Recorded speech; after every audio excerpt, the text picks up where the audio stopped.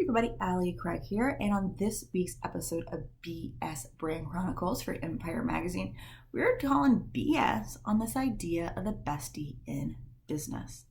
You know, the idea of having a BFF in business and all that kind of fun stuff is lovely, right? Like, no one really wants to do this alone. Most entrepreneurs, we start out solo and we pretty much remain solo most of our careers, but it's kind of lonely along the way. You just want someone who gets what you're doing and gets where you're at. And, you just want to bounce some ideas off people. And when you have a crappy day, talk to someone who you know gets it. Well, we have this love affair with the idea of having that best friend in business, but many of us don't, and many of us shouldn't. Far too often in our desire to get it, we end up kind of befriending someone at a networking event or befriending someone, a client, or someone who honestly isn't really having our best intentions at heart.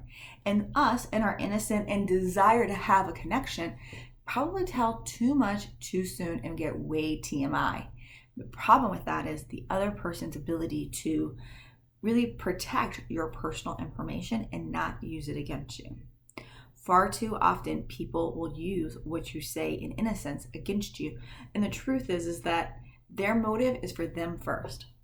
So, totally call BS on this idea of having the best friend in business. For most of us, it will never happen. Now, does it mean that our desire goes away? No, because our desire is a natural desire. So what are we to do? Well, we need to know who our friends are and who our acquaintances are, because those are two totally different things. And what I have learned is you got to kick people out of your tribe as soon as you realize they're toxic. Energy is a huge issue, and if people are not on the same page as you, get them out, because people will stay around for the paycheck way longer than they should when they have no passion for the project. Passion is key, and if they love the project as much as you, then you have a partner in the project, but it's not a best friend, people. There's a difference. As an entrepreneur, you aren't just an entrepreneur, you're a business owner, and you're a boss to yourself and to anyone that you're paying money to.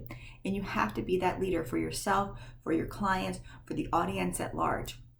So be careful who you think are your best friends. You have more acquaintances than friends.